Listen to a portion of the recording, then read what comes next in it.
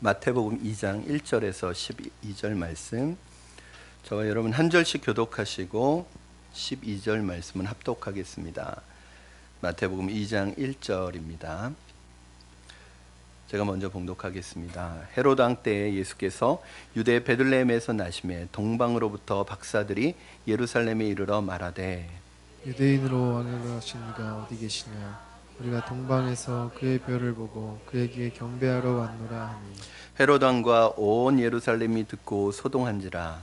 왕이 모든 대제사장과 백성의 서기관들을 모아 그리스도가 어디서 나겠느냐 물으니, 이르되 유대 베들레헴에 오니 이는 선지자로 이렇게 기록된 바, 또 유대 땅 베들레헴아, 너는 유대 고을 중에서 가장 작지 아니하도다.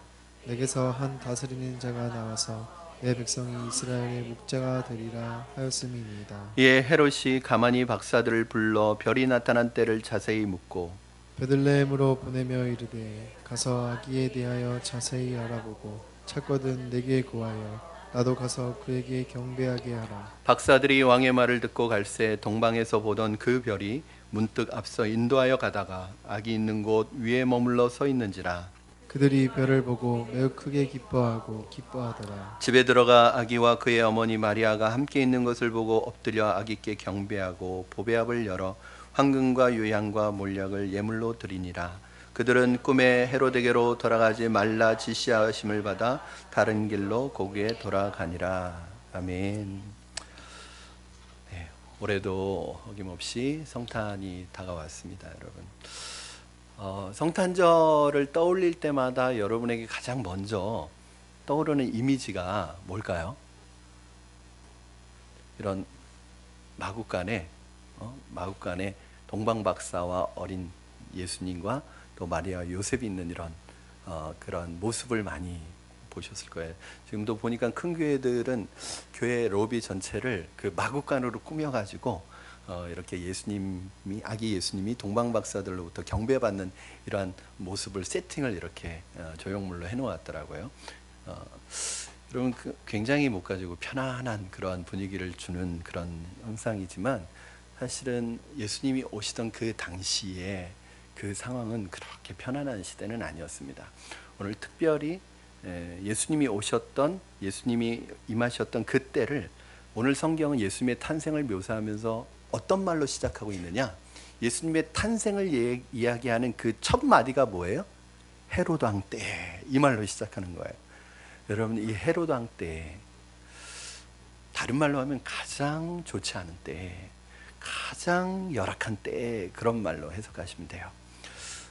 올해 어김없이 뉴스를 듣거나 사람들의 입술을 통해서 고백되는 말이 있습니다. 사상 최악의 불경기. 여러분, 이 말은 우리가 매년 듣고 있죠? 아마 내년 되면 또 사상 최악의 불경기 또 나올 거예요. 그러면 생각해 보세요, 여러분. 한번 생각해 봅시다. 그러면 좋았던 때가 있나요? 없어요. 늘 우리의 상황은 눈물을 흘릴 수밖에 없는 상황이고, 늘 우리의 상황과 현실을 보면 답답한 상황이고, 소망이 느껴지지 않고 절망적이고, 경제적으로는 어렵고 정치적으로도 소망이 없고, 모든 문화와 사회 현상을, 눈에 보이는 현상을 보면 항상 우리에게는 좋지 않은 때예요. 심지어는 어느 때도 2000년 전 예수님 오실 때도 어떤 때였냐면 헤롯이 다스릴 때예요. 이게 얼마나 안 좋은 거냐면, 여러분, 헤롯은 어떤 왕이죠? 분봉왕이었죠? 아주 폭군이었어요. 어느 정도로 폭군이냐면 자기 아내를 살해했어요. 자기 장모도 살해했어요. 심지어는 자기의 왕위가 위협받는다고 느끼면 자기 자식들도 살해해버리는 아주 극악무도한 사람이었어요. 여러분 잘 아시는 것처럼 마태복음 2장 16절 이하에 보면 예수님이 나셨다, 이스라엘의 왕이 나셨다는 소문을 듣고, 베들레헴에 나셨다는 소문을 듣고 베들레헴의 2살 이하의 남자아이들을 다 학살을 해버리는 이런 천인공노할 사건을 일으킨 사람이라고 볼 수 없는 정상적인 사람이 아닌 그런 사람이었어요. 그런 사람이 왕이 되어서 다스리고 있는 때에 서민들이 행복했을까요? 서민들이 편안했을까요? 일부 정치에 자기 줄을 대고 정치적으로 정치를 이용하는 몇몇 사람들이나 정치 지도자들이나 종교 지도자들 외에는 대부분의 사람은 팍팍한 삶을 살아갔을 거예요. 고통스러운 삶을 살아갔을 거예요. 나라적으로는 로마의 압제를 받고 있는 로마의 식민지죠. 그 로마가 세워놓은 왕이 또 자기를 압제하죠. 서민들은 도대체 살아갈 수가 없는 그 시대에 누가 왔냐면 예수님이, 오늘 다윗의 동네에 예수님이 나셨다는 거예요. 여러분, 이게 왜 중요해요? 겉으로 볼 때는 우리의 눈에 보이는 현실은 헤롯이 다스리는, 악이 득세하는 악한 세력이 득세해서 지배하는, 왕이 돼서 다스리는 시대 같지만, 보이지 않는 곳에서는 누가 나시고 계셔요? 우리의 진정한 왕이신 예수 그리스도께서 나셔서 정말 하나님의 나라가 선포되어지고 이제 하나님이 다스리는 나라가 시작된다는 이 선포를 알리고 있어요. 한 해를 되돌아보면 하루가 멀다 하고 들려지는 답답한 소식들, 우울한 이야기들, 억울하고 분한 사건 사고, 이런 것들이 끊임없이 나오고 있는 이 시대에 우리 마음의 울분이 가득 찬 이때에, 여러분, 오늘 이 시대는 정의가 살아 있습니까? 정의가 어디에 있습니까?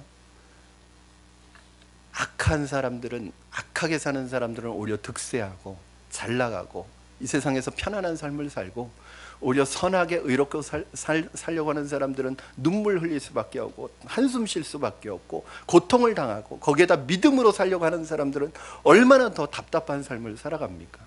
여러분, 지난 한 해 여러분 어떠셨습니까?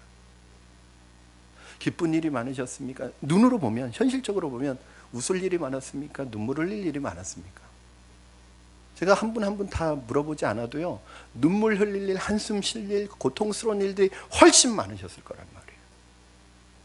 그때 헤롯 왕 때 예수께서 유대 베들레헴에 나심에, 이것이 우리의 희망의 말씀입니다.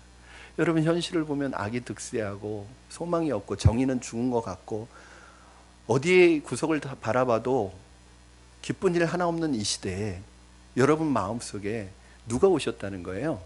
예수 그리스도께서 오셨다는 거예요. 이 세상에 악한 세력이 다스리는 것 같지만, 여러분, 요즘 우리가 요한계시록을 통해서 계속 배우는 게 뭐예요? 이 세상은 악한 세상, 악한 사람들이 다스리고 악한 사람이 득세하는 것 같지만, 믿음의 눈을 열어서 천상을 보면 하나님이 다스리고 계시다는 거예요. 저는 여러분 안에, 여러분 마음속에 하나님의 통치와 다스림이 임하기를 주님의 이름으로 축원합니다. 그러므로 오늘 본문에서 동방박사들처럼 자주 질문해야 됩니다. 유대인의 왕으로 나신 이가 어디 있느냐? 여러분들이 왕을 찾아야 돼요. 절박한 마음으로 우리는 찾고 또 찾아야 하는 것이 바로 오늘 우리 시대의 모습입니다. 그런데 여기 한 가지, 지금 이렇게 동방박사들이 아기 예수님을 나심을 알고 그분을 열심히 찾는 것과 동시에 또 누가 예수님을 열심히 찾고 간절히 찾고 있어요? 헤롯도 찾고 있다는 거예요. 이게 아이러니예요, 여러분. 정말 예수님이 필요한 사람들이 예수님을 찾는 게 아니라 예수님을 이용하려고 예수님을 찾는 사람도 있다는 거예요. 4절 말씀 여러분 같이 한번 읽겠습니다. 시작. 왕이 모든 대제사장과 백성의 서기관들을 모아 그리스도가 어디서 나겠느냐 물으니, 헤롯 왕이 찾아요. 예수님을 찾는데 찾는 이유도 똑같아요. 동방박사가 예수님을 찾는 이유는 경배하려고, 그렇죠, 예배하기 위해서 찾는데, 헤롯 왕이 이 동방박사들에게 너희가 찾으면 나에게 알려달라고 하면서 왜 알려달라고 하느냐를, 이유를 얘기해줘요. 우리 8절 말씀 같이 읽겠습니다. 시작.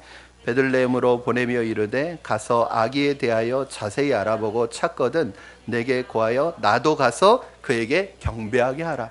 헤롯도 왜 예수님을 찾는지 말해주는데 나도 경배하려고 그런다, 이렇게 얘기해요.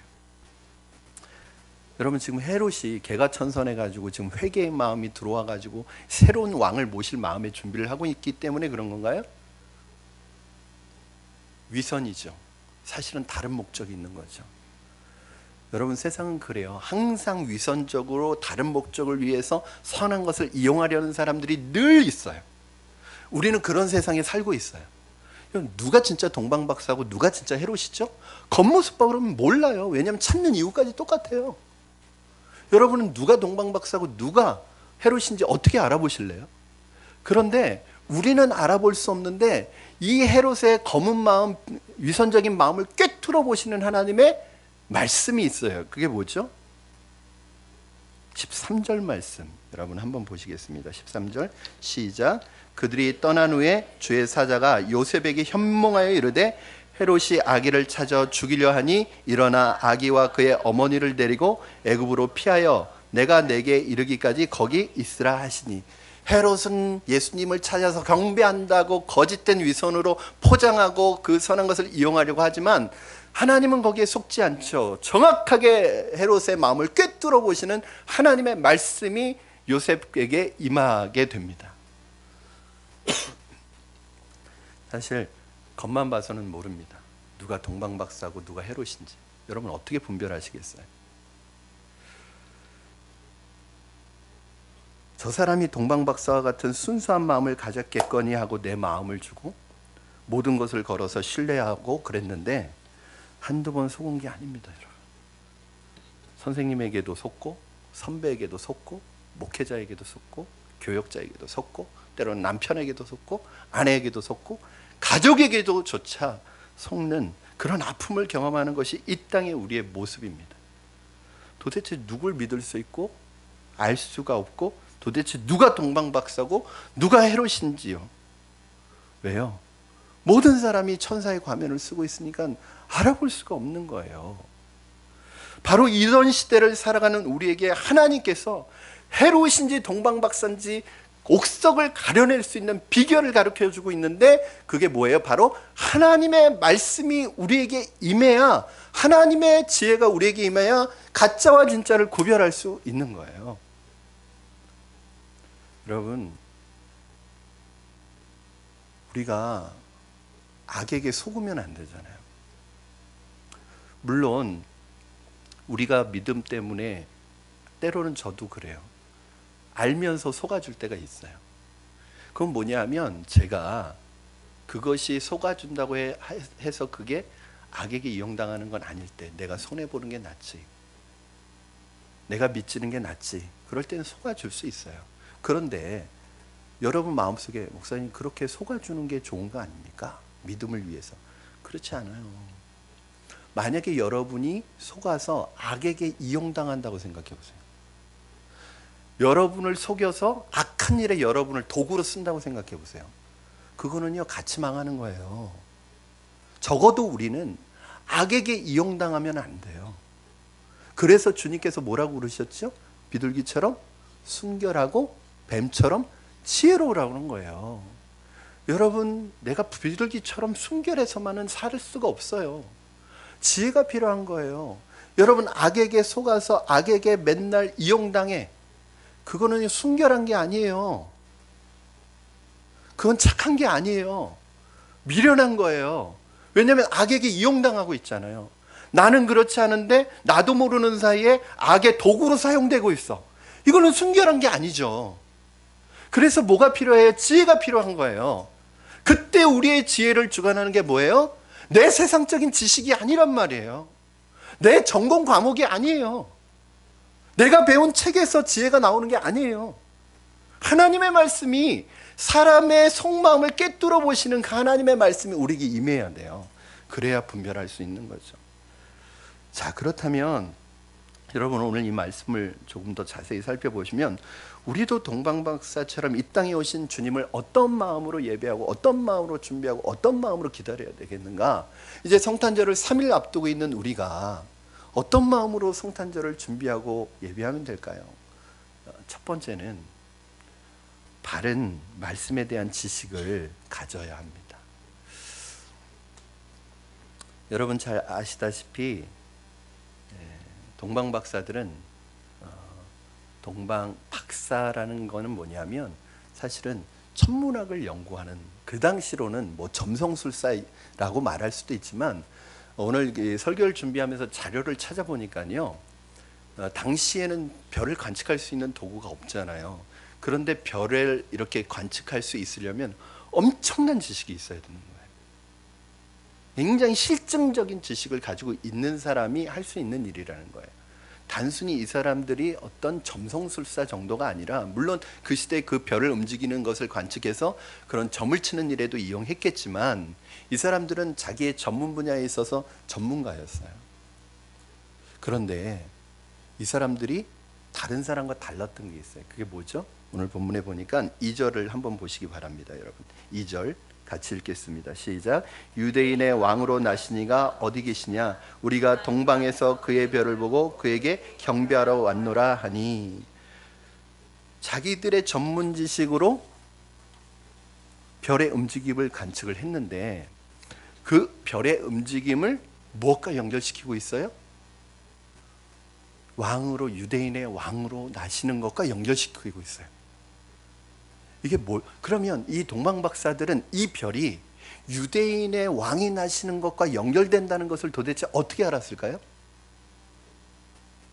이들에게 뭐가 있었다는 거예요? 자기의 전문 지식뿐만 아니라 구약에 예언된 예언자들의 말씀에 대한 바른 지식을 가지고 있어서 이게 연결이 된 거예요.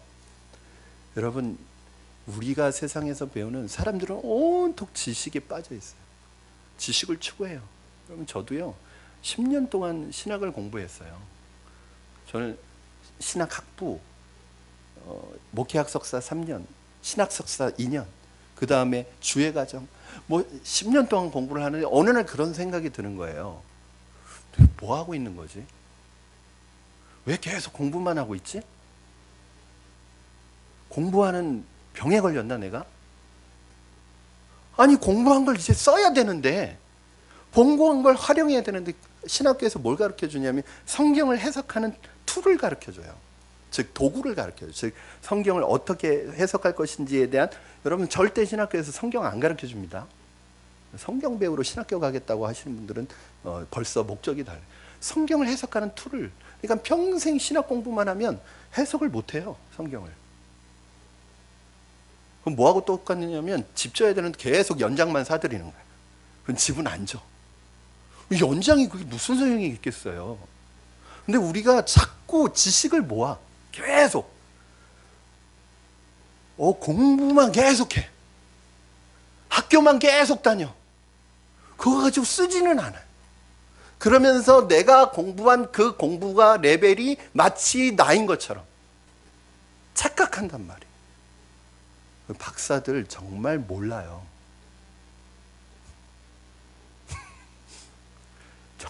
어느 때는요, 박사가 평신도보다 모를 때도 있어요. 박사라는 건 뭐냐면 자기 전문 분야 그 하나만 하는 거예요. 여러분, 세상의 지식이 구원을 하지 않아요.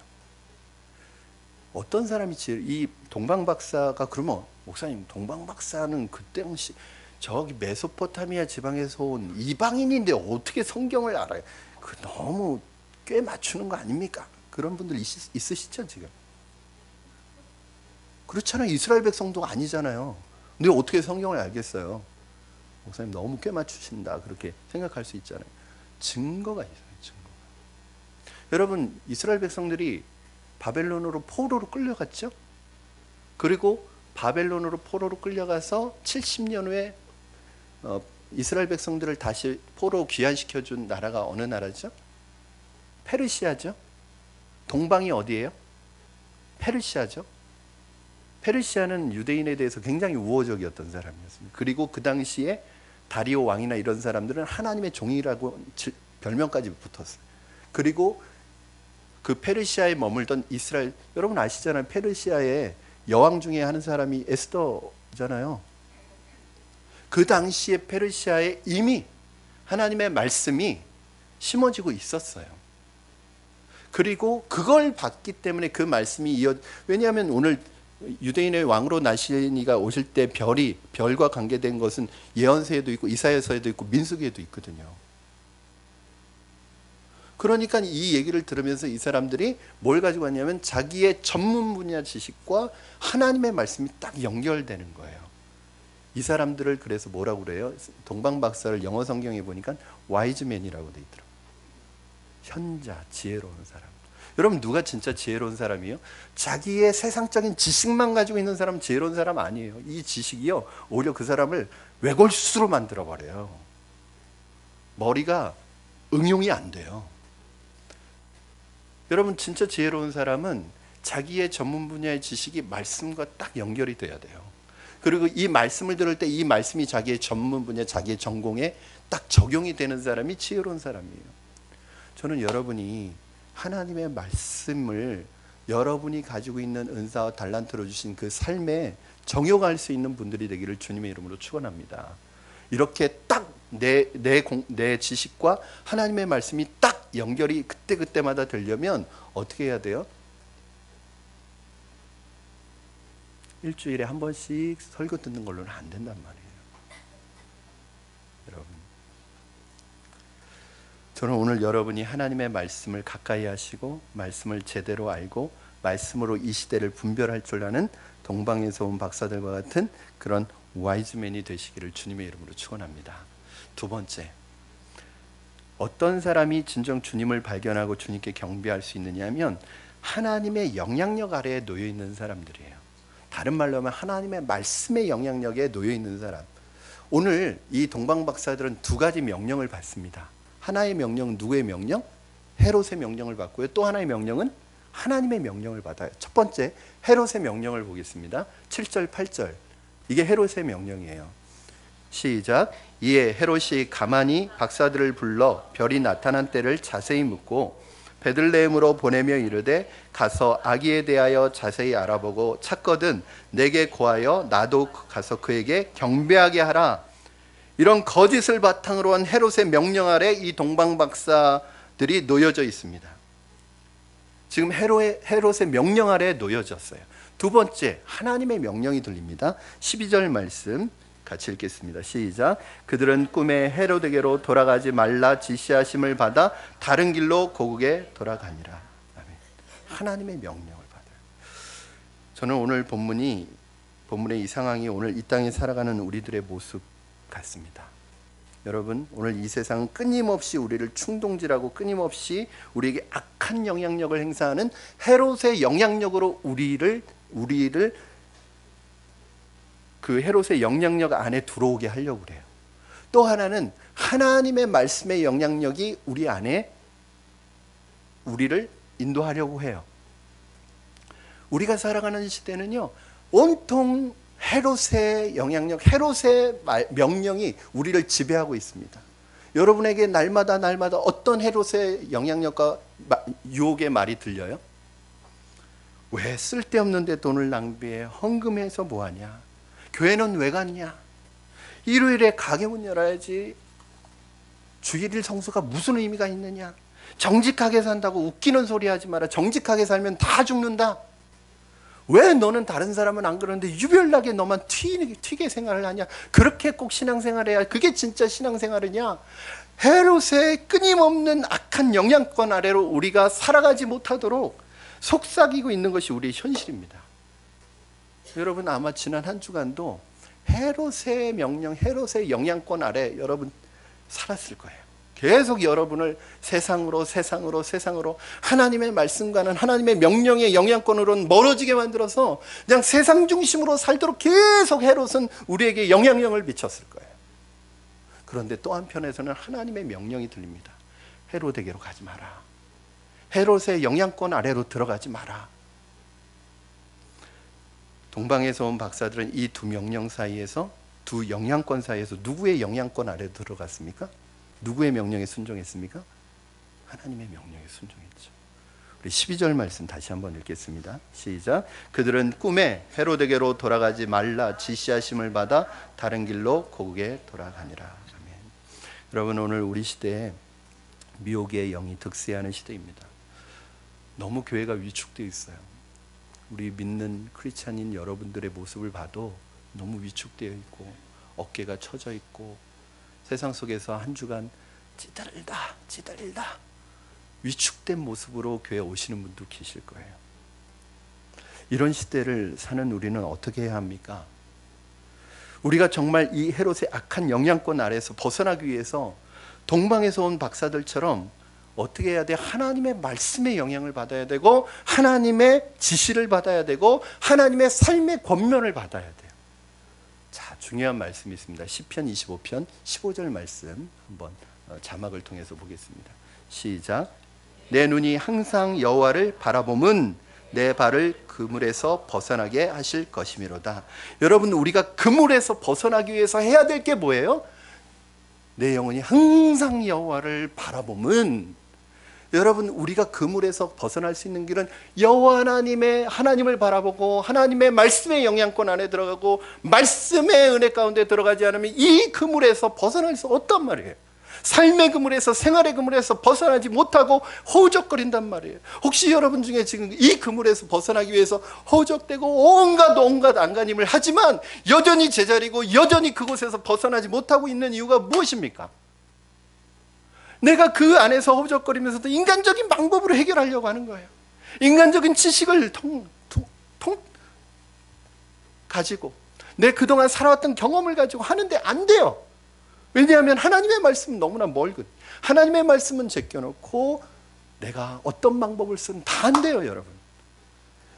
그물에서 벗어날 수 있는 방법은 내가 여호와를 바라보며 여호와의 영향권 아래로 들어가고 하나님의 말씀의 지배를 받을 때 나는 그 그물에서 벗어날 수 있는 거예요.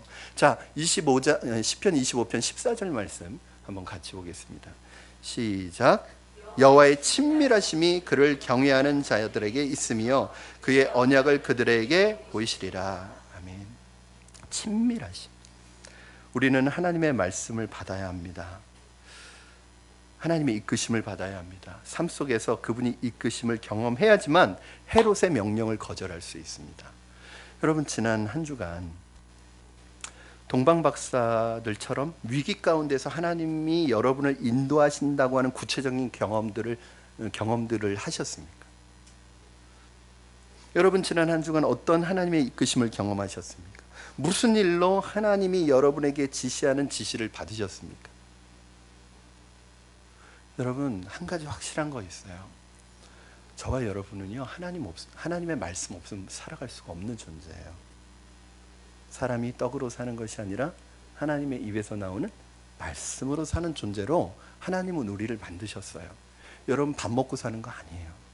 밥 먹는 게 내가 살아가는 데 있어서 중요하죠. 먹고 사는 거 중요하죠. 그러나 그게 우리 삶의 전부는 아니에요. 하나님이 우리는 동물하고 다르게 우리 안에 하나님의 말씀에 대한 영적 갈급함을 주셨어요.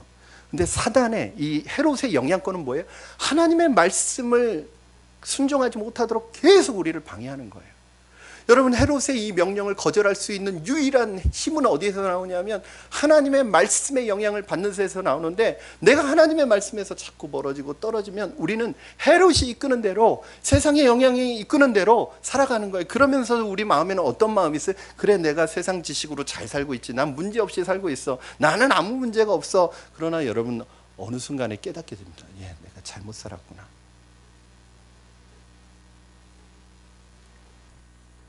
저는 우리 교회가 내년에는 순모임 안에서도 이 깊은 교제를 경험하기를 원합니다. 교회적으로 말씀과 큐티와 제자훈련과 성경대학 등 이런 것들을 통해서 한 분 한 분이 말씀 안에서 믿음의 뿌리를 내리는 시간들이 되기를 주님의 이름으로 축원합니다. 어떻게 하면 푸른나무 교회가 허약한 환자 같은 교회가 아니라 주중에 날마다 하나님의 말씀을 경험하고 하나님의 이끄심을 경험하는 교회가 될까? 담임 목사로서 늘 저의 고민이고 기도 제목이에요. 어떤 목사님이 어떤 글에 이렇게 써놨더라고요. 저는 굉장히 공감되는 글이에요. 우리가 정말 하나님의 자녀이고 하나님의 구원받은 백성이라면 우리에게 복음을 누리게 하신다는 거예요. 복음을 경험하게 하신다는 거예요. 여러분, 믿으시죠?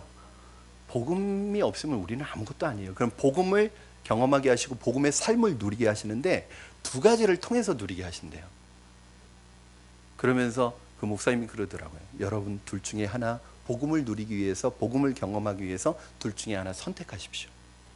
여러분에게도 제가 똑같은 질문 드리고 싶어요.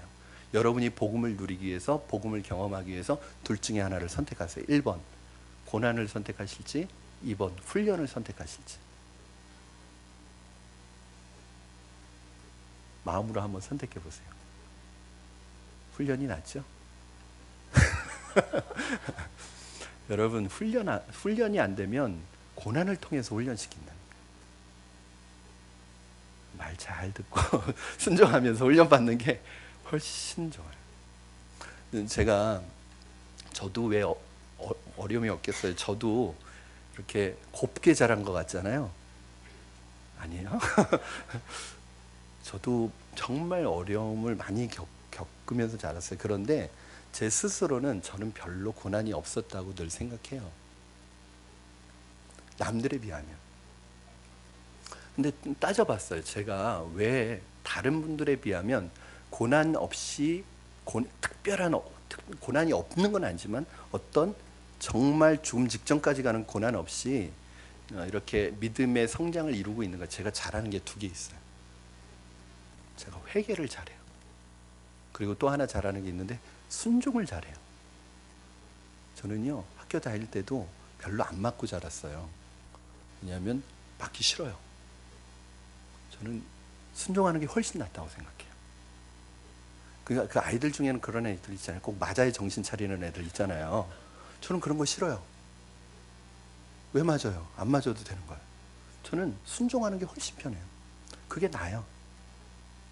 그리고 제가 넘어졌을 때 저는 그거 가지고 해 넘겨서 회개하고 그러지 않아요. 하나님이 바로 깨달음을 주셔서 바로 순종해요. 제가 하나님 앞에서 이 부분이 그나마 하나님이 보시기에 긍휼히 여기셔서 그래도 하나님께서 이렇게 세워가시는 게 아닌가 생각이 들어요. 여러분, 말씀의 훈련을 선택하는 게 훨씬 쉽습니다. 그러면요 하나님께서 우리의 삶을 이미 말씀을 통해서 다듬어 가시거든요. 그렇다고 고난이 없는 건 아니지만 여러분, 하나님의 말씀을 가까이 하도록 도와드리고 싶습니다. 결국 우리는 말씀이 아니면 살 수 없습니다. 우리는 말씀 없이는 살지 못하도록 지음받은 존재이기 때문입니다. 저는 여러분이 2020년 하나님의 말씀을 가까이 하시기를 주님의 이름으로 축원합니다. 마지막으로 동방에서 온 박사들처럼 진정 주님을 경배하기를 원하고 발견하기를 원하시는 분들은 하나님께 예배하는 인생이 되기를 갈망하셔야 됩니다. 자, 동방 박사가 그 먼 곳에서 별을 따라 이곳에 온 목적 하나, 뭐죠? 경배하러 왔노라. 이게 목적이에요. 여러분 11절 말씀 같이 읽겠습니다. 시작. 집에 들어가 아기와 그의 어머니 마리아가 함께 있는 것을 보고 엎드려 아기께 경배하고 보배압을 열어 황금과 유향과 몰약을 예물로 드리니라. 딱 이 한 가지 이유. 여러분, 우리가 이 세상에 살아가는 가장 중요한 이유, 하나님을 예배하는 것을 갈망하는 인생. 여러분, 제가 늘 말씀드리죠. 이거는 저는 한 번도 제 인생 속에서 틀려본 적이 없어요. 왜요? 제 생각이 아니니까. 여러분, 하나님을 예배하는 인생 하나님이 망하게 하지 않습니다. 하나님을 예배하는 인생 하나님께서 그의 삶을 붙들어 주십니다. 그런데 오늘 우리가 살아가는 이 시대는 헤롯의 지배 영향 아래 있다고 그러잖아요. 헤롯의 영향은 자꾸 뭐예요? 우리를 하나님을 예배하고 하나님의 말씀을 가까이 가는 것을 방해하는 쪽으로. 여러분 보세요. 저는 가장 아쉬운 게 한국 교회가, 죄송합니다. 제가 젊은 목사가 한국교회 그래서 죄송해요. 그러나 너무 안타까워서 한국교회가요, 우리나라 교회는요 기도로 산 교회예요.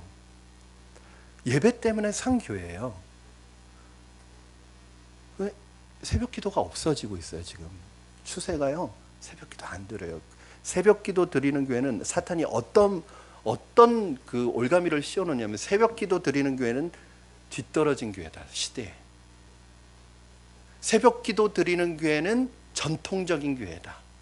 요즘 트렌디한 교회들은 새벽 기도 안 드린다. 뭐가 없어져요? 또 수요 예배, 금요 심야기도 없어져요. 지금 어떤 분이 우리 교회로 오셨어요. 우리 교회에서 새벽이나 밤에 계속 와서 기도하시는 분이 있거든요. 왜 그러냐면 그 교회에서 금요 심야를 안 드린, 수요 예배도 없어지고 일주일에 딱 한 번 보는 거예요. 그냥. 여러분 죄송합니다. 여러분 부담 가지라고 드리는 얘기 아니에요. 그러나 한번 우리 생각해 보셔야 돼요. 저는요 매일매일 말씀 안에 살려고 하고 매일매일 기도하고 예배 가운데 살려고 해도 제 믿음 지키기가 참 쉽지 않아요. 이렇게 해도 세상에 나가면 참 부딪히는 게 많아요. 고민되는 것도 많아요. 근데 우리는 일주일에 한 번 설교 들은 걸로 일주일을 살아요. 여러분 그렇게 생각하시면 돼요. 여러분 밥 한 끼 먹고 일주일 내내 아무것도 안 먹는 거예요. 겉으로는 문제 없지만 영양실조에 걸려갈 수 있어요. 여러분 저는요 하나님께서 가장 축복하시는 방법이 뭐냐면요 예배예요. 예배. 왜 이걸 놓치시면 안 돼요. 여러분 그나마 일주일에 한 번 오는 예배도 자꾸 빠지면 안 돼요. 벌써요 일주일에 예배 한 번 매일 나오는 게 아니잖아요. 일주일에 한 번 나오는 예배를 빠지면 내 일주일의 삶이요 하나님 없이 산다니까요. 제 말이 틀릴까요? 그렇지 않아요. 여러분 지금 세상은 여러분의 믿음을 뺏으려고 하고 여러분이 하나님의 말씀대로 살지 못하게 하고 여러분이 세상적으로 살게 하려고 막 공격하는데 여러분 그냥 아무 무기도 없이 아무 장비도 없이 그냥 맨몸으로 나가서 싸우고 있는 거예요.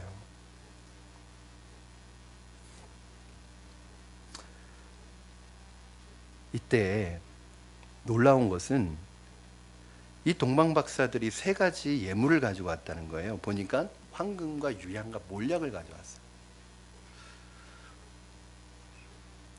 몰약이 뭡니까 여러분? 몰약은요 장례식 도구예요. 장례 도구예요. 시신의 시체가 썩지 않도록 바르는 게 몰약이란 말이에요. 이거 굉장히 이상한 겁니다. 여러분 돌잔치에 장례 도구 가져온 거랑 똑같은 거예요. 선물이라고 가져왔는데 애 돌잔치에 장례 용품을 가지고 왔다고 생각해 보세요. 아마 그 사람은 평생 원수 될걸요? 이상하잖아요. 지금 아이가 태어난 이 경사스러운 날에 장례 도구를 가지고 온 거예요. 장례 용품을 가지고 온 거예요. 왜 그럴까요? 이게 중요해요. 동방 박사는 자기가 예수님께 경배하러 갈 때 왜 왔는지 확실한 이유가 있었어요. 예수님께서 이 땅에 오셔서 십자가를 지고 죽으실 것까지 이미 성경에는 기록되어 있고 그 죽으실 예수님을 미리 준비하고 예비하는 마음으로 몰약을 가지고 왔던 거예요. 여러분 이게 바른 지식이에요. 우리가 예배하는 게 중요해요. 그러나 예배보다 더 중요한 건 뭐냐면 바른 지식을 가지고 예배해야 돼요. 어떤 분들은요 예배가 그냥 자기 스트레스 해소하는 날이야. 그냥 막 감정적으로 스트레스 해소하고 그러면 예배 잘 드렸다고 생각하는데 그렇지 않아요. 예배는 바른 지식을 가지고 드려야 되고 말씀의 진리를 가지고 드려야 되는 거예요. 그래서 저는 느끼는 게 있는데 말씀을 깊이 묵상하고 말씀을 잘 아시는 분들일수록 말씀의 깊이를 체험하신 분들일수록 예배하는 게 달라져요. 신기합니다. 말씀을 깊이 알아갈수록 예배드리는 내 마음이 달라지고 예배드리는 자세가 달라지고 예배의 마음이 달라지고 예배를 통해서 느끼는 은혜가 달라져요. 어떤 연세 많으신 성도님이 그런 말씀을 하셨어요. 목사님, 전에는 설교 시간에 무슨 말인지 하나도 못 알아들었는데 성경 공부를 하고 들으니까 말씀이 막 귀에 들어온대요.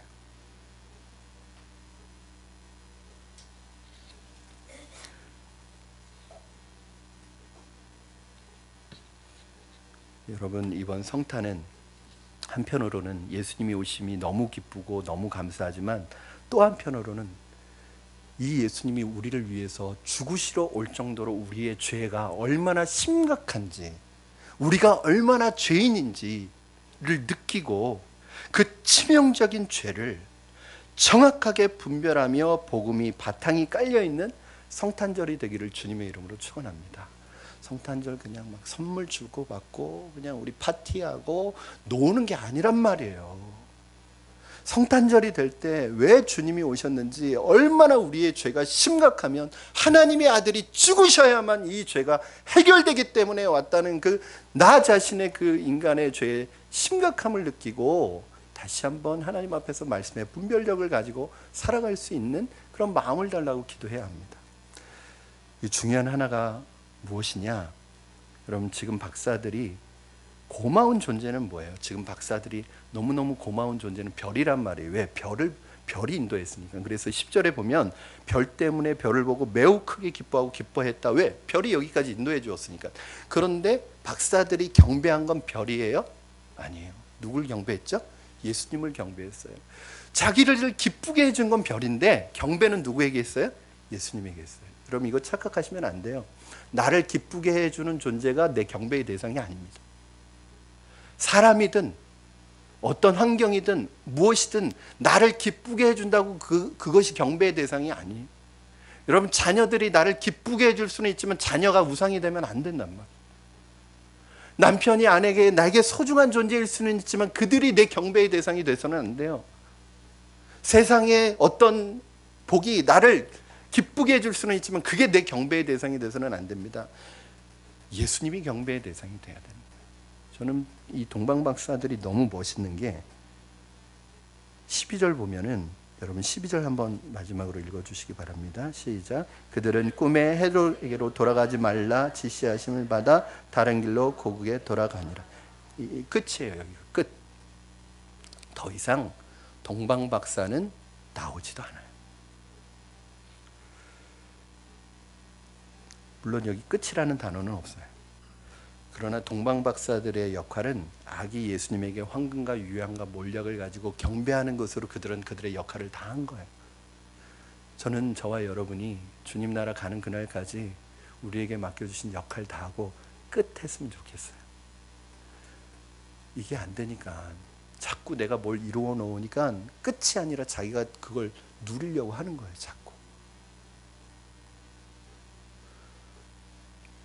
여러분 교회 이게 지금 문제가 되는 거잖아요. 자기가 이루었으니까 내 교회라는 거 아니에요? 명성교회가 왜 아들에게 세습을 해요? 그냥 주님 앞에서 목회했으면 끝내면 되잖아요. 거기서 끝! 동방박사처럼 끝하면 되잖아요. 근데 이게 끝이 안 되니까 자기 거라고 생각하니까 아들에게 물려주는 거 아니에요. 목회자들만 그런가요?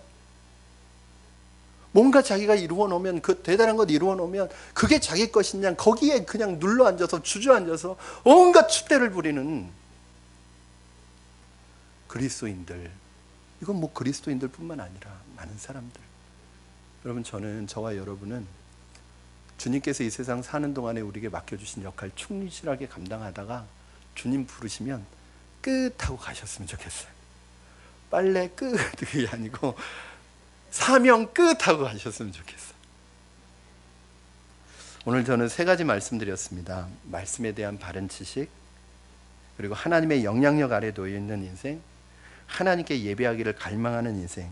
이 3가지를 다 종합해 봤더니 한 가지 열매가 나타나는 거예요. 저는 이 시대를 살아가는 여러분, 웃을 일 없고 낙심되고 답답한 한숨밖에 나오지 않는 이 시대를 살아가는 여러분들이 동방박사와 같이 이 3가지가 준비될 때 우리 안에 주신 선물이 있어요. 열매가 있어요. 그게 뭘까요? 기쁨. 기쁨. 여러분 10절 말씀 다시 한번 읽어보겠습니다. 시작. 그들이 별을 보고 매우 크게 기뻐하고 기뻐하더라. 아멘. 눈을 떠보면 여전히 악한 왕이 득세하는 현실이지만, 눈을 떠보면 정의가 어디 있는가, 정의가 죽은 것 같은 현실이지만, 그러나 여러분 왕으로 오신 예수 그리스도를 경배했던 동방박사들처럼 이 3가지가 어우러질 때 우리에게 진정으로 주님이 주시는 가장 큰 선물은 기쁨의 선물을 주실 줄로 믿습니다. 여러분 지난 한 해 무슨 일로 힘드셨습니까? 오늘 위로가 필요한 분이 계십니까? 예수 그리스도로 인해서 여러분의 마음의 기쁨이 회복되기를 주님의 이름으로 축원합니다. 요즘에 요한계시록 말씀을 새벽마다 묵상하고 여러분에게 녹음 파일로 보내드려요. 잘 듣고 계시죠? 네. 그리고 금요일에는 또 계시록 설교를 하면서 제가 우리 교회에서 3번째 요한계시록을 설교하는데 제가 너무 은혜가 커요. 요번에 우리에게 주시는 말씀 메시지는 뭐냐면 현실을 보는, 현실과 천상의 세계예요. 그러니까 우리의 눈에 보이는 거는 답답해요. 눈에 보이는 건 눈물 흘릴 일밖에 없어요. 눈에 보이는 건 소망이 없어요. 여러분 지난 한 주간, 지난 1년간 보세요. 여러분 눈에 보이는 거, 여러분이 경험했던 거, 웃을 일이 많아요? 답답한 일이 더 많아요? 기쁜 일이 많아요? 슬픈 일이 많아요? 슬픈 일이, 답답한 일이 훨씬 많았을 거예요. 그게 눈에 보이는 거예요. 여러분 그러나 중요한 것은 우리 인생은 늘 그럴 거예요. 그런데 그러한 현실 속에서 내가 그러한 현실에 주눅들지 않고 함몰되지 않을 수 있는 비결이 뭐예요? 눈에 보이는 현실을 보이는 게 아니라 눈에 보이지 않는 비전을 보고 하나님이 우리에게 보여주는 말씀의 음성을 들으면서 살아갈 때 이 현실을 이겨나갈 힘과 기쁨이 거기서 나오는 거예요. 예수님이 나는 포도나무여 너희는 가지니 저가 내 안에 내가 저 안에 있으면 이 사람은 과실을 많이 맺나니 너희가 나를 떠나서 살 수 없다고 말씀하셨잖아요. 포도나무 가지는 포도나무에 붙어 있어야 사는 거예요. 우리는 하나님께 붙어 있어야 사는 것이고 하나님의 말씀에 붙어 있어야 사는 거예요. 그런데 우리가 가지가 나무로부터 떨어지면 그 순간 죽는 거거든요. 현실이 답답하고 현실이 고통스러워서 죽는 게 아니란 말이에요. 그런 현실 속에서 하나님을 발견하지 못하고 하나님의 음성을 듣지 못하니까 내가 죽겠는 거예요. 저는 여러분 오늘도 영안을 열어 바라보면 헤롯이 득세하는 것이 아니라 이 헤롯이 다스리던 때 누가 오셨어요? 예수님이 오셨어요. 우리의 왕 대신 그분의 통치가, 그분의 다스림이 여러분 안에, 여러분의 가정에, 여러분 직장과 사업장에 이루어지기를 주님의 이름으로 축원합니다. 우리 이 시간에 찬송가 123장 함께 찬송하겠습니다. 어두운 밤길을 현실에, 여러분 별을 보고 따라오려면 캄캄한 밤을 지나올 수밖에 없잖아요. 낮에는 별을 못 보니까. 그 어두운 밤길을 뚫고 그 먼 곳을 찾아올 수 있었던 유일한 힘은 뭐예요? 바로 주님의 그 빛이, 새벽별 되신 그 주님의 빛이 나를 인도하기 때문입니다. 오늘 이 동방박사의 마음으로 우리 이 찬양 함께 드렸으면 좋겠습니다. 우리 2절 저 동방의 별 하나가,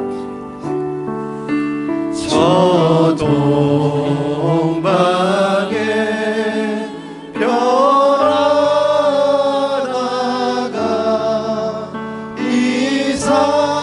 이상한 빛을 비추어 이 땅 위에 큰 영광이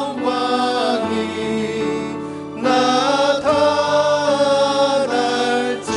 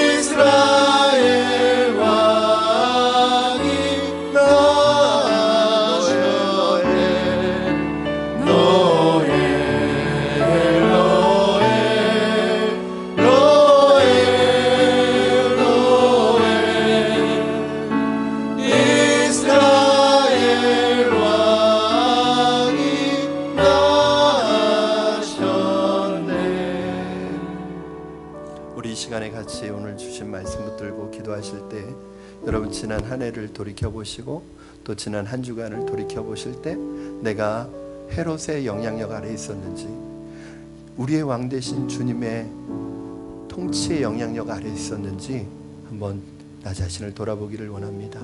그러면서 우리 이렇게 고백했으면 좋겠습니다. 하나님, 현실은 나를 헤롯의 영향력 아래로 계속 몰고 가지만 오늘 하나님 주님의 통치를 받기 원합니다.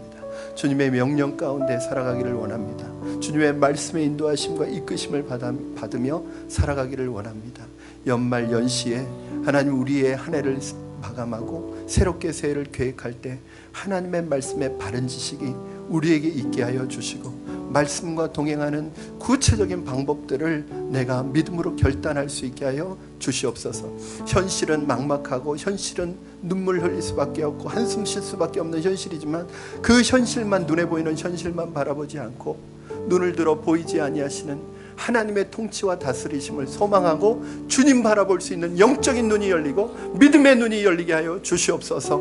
승리하게 하여 주시옵소서. 우리 같이 기도하며 나가겠습니다. 살아계셔서 역사하시는 하나님 아버지, 하나님 우리의 은혜를, 하나님의 아버지 우리의 연약한 모습을 주님 앞에 고백합니다.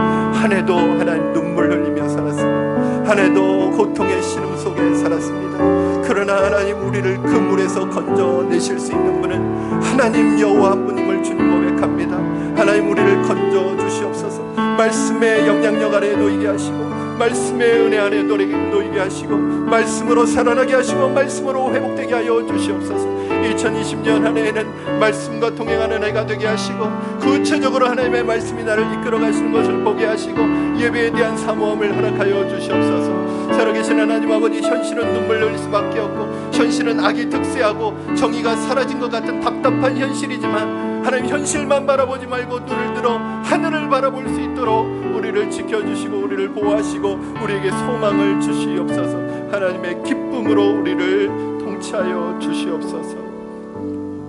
살아계신 하나님 아버지, 한 해도 이렇게 지나왔고 이제 2019년도 곧 저물어가는 해가 됩니다. 하나님, 지난 한 해를 돌이켜보면 기쁘고 즐거웠던 일보다 아프고 힘들고 고통스럽고 눈물 흘릴 수밖에 없고 한숨 지을 수밖에 없는 그런 삶의 연속이었지만 그 가운데서 현실에 함몰되지 않고 믿음으로 주님의 눈을 또 주님의 말씀을 바라볼 수 있게 하셨던 것 감사합니다. 아버지, 승리하게 하여 주시고 무엇보다도 내가 또 우리가 헤롯의 영향력 아래에 있는 이 세상 속에서 헤롯의 영향력 아래 들어가지 아니하고 헤롯의 명령을 거절하고 하나님의 말씀의 이끄심을 경험하는 성도들 되게 하여 주시옵소서. 2020년 한 해 하나님의 말씀과 동행할 수 있도록 구체적으로 우리를 말씀으로 지도하여 주시고 말씀으로 이끌어 주시고 그리하여 이것이 우리 마음속에 있을 때 현실은 슬프고 눈물 지을 수밖에 없지만 우리 안에 기쁨의 열매가, 평강의 열매가 가득 맺히는 한 해가 될 수 있도록 도와주시옵소서. 예수님의 이름으로 기도하옵나이다. 아멘.